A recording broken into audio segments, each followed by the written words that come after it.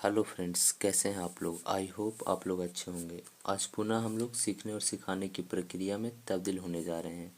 इस सीखने और सिखाने की प्रक्रिया में आज हम लोग संस्कृत के प्रत्यय का अध्ययन करेंगे। ठीक है दोस्तों, जो संस्कृत का प्रत्यय चल रहा था उसमें हम लोग कृदंत प्रत्यय का अध्ययन कर चुके थे।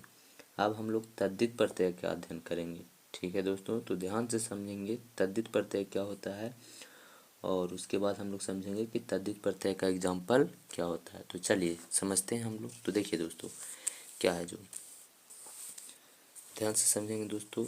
देखिए क्या लिखा गया है कि तद्धित प्रत्यय क्या है। तो कहेंगे कि संज्ञा, सर्वनाम, विशेषण या अव्यय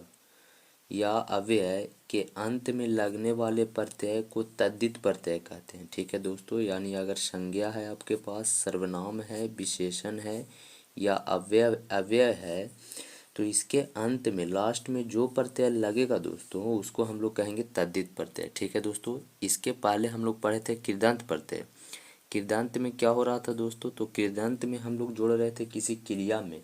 ठीक है दोस्तों, किस में जोड़ रहे थे, क्रिया में। जैसे ध्यान से समझेंगे दोस्तों, जैसे पठ एक क्रिया है। पठ क्या है दोस्तों, क्रिया। पठ माने क्या होता है, पढ़ना। पाठ में अगर हम अक्तवा प्रत्यय जोड़ रहे थे दोस्तों तो इसमें क्या हो रहा था, ये बन जा रहा था पठित्वा। क्या बन जा रहा है दोस्तों, पठित्वा बन जा रहा है। ठीक है। अब लेकिन देखिए दोस्तों, विष्णु मान लीजिए है, विष्णु में हम जोड़ रहे हैं अन प्रत्यय। ठीक है दोस्तों, क्या जोड़ रहे हैं, अन प्रत्यय। विष्णु में अन प्रत्यय जोड़ रहे हैं तो ये हो जा रहा है, देखिए दोस्तों क्या हो जाएगा, ये हो जाएगा वैष्णवा। क्या हो जाएगा, वैष्णवा। तो ध्यान से देखिएगा, ध्यान से आप लोग देखेंगे, पाठ क्या था, पाठ है क्रिया। ठीक है दोस्तों, पाठ क्रिया क्या है। और यहाँ देखिए दोस्तों, अक्तवा प्रत्यय है। ये क्या है दोस्तों, अक्तवा प्रत्यय है। और ये जो पठित्वा बना है, पाठ जोड़ अक्तवा जुड़ करके पठित्वा बना। यहाँ पर देखिए विष्णु क्या है, विष्णु यहाँ पर कोई एक शब्द है दोस्तों, संज्ञा है। क्या है दोस्तों, संज्ञा। और यहाँ पर क्या है, प्रत्यय है। क्या है, प्रत्यय।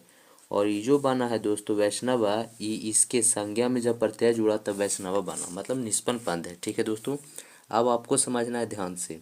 तो ध्यान से देखिए, अगर कोई प्रत्यय क्रिया में जुड़े। ठीक है दोस्तों, क्रिया के लास्ट में अगर कोई प्रत्यय जुड़े, क्रिया के लास्ट में अगर कोई प्रत्यय जुड़े तब ई प्रत्यय को हम लोग कहते हैं कृदंत प्रत्यय। ठीक है दोस्तों, लेकिन यहाँ भी देखिए प्रत्यय जुड़ा है, प्रत्यय जुड़ा है, लेकिन किसके लास्ट में जुड़ा है, संज्ञा के अंत में जुड़ा है, संज्ञा में प्रत्यय जुड़ा है।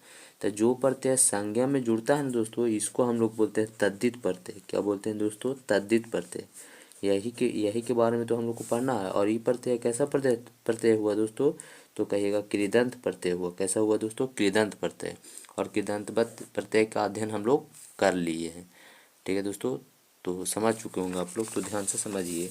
तो कृदंत प्रत्यय के बारे में, तद्धित प्रत्यय देखिए क्या होता है। तो हम बोल रहे हैं कि संज्ञा रहे, सर्वनाम रहे, विशेषण रहे या अव्यय रहे, उसके अंत में लास्ट में जो जुड़ेगा लगने वाला प्रत्यय को हम लोग तद्धित प्रत्यय बोलते हैं। तद्धित प्रत्यय का कुछ एग्जाम्पल है दोस्तों, जैसे देख लीजिए, अन प्रत्यय, ठक प्रत्यय, ढक प्रत्यय इत्यादि और हैं दोस्तों।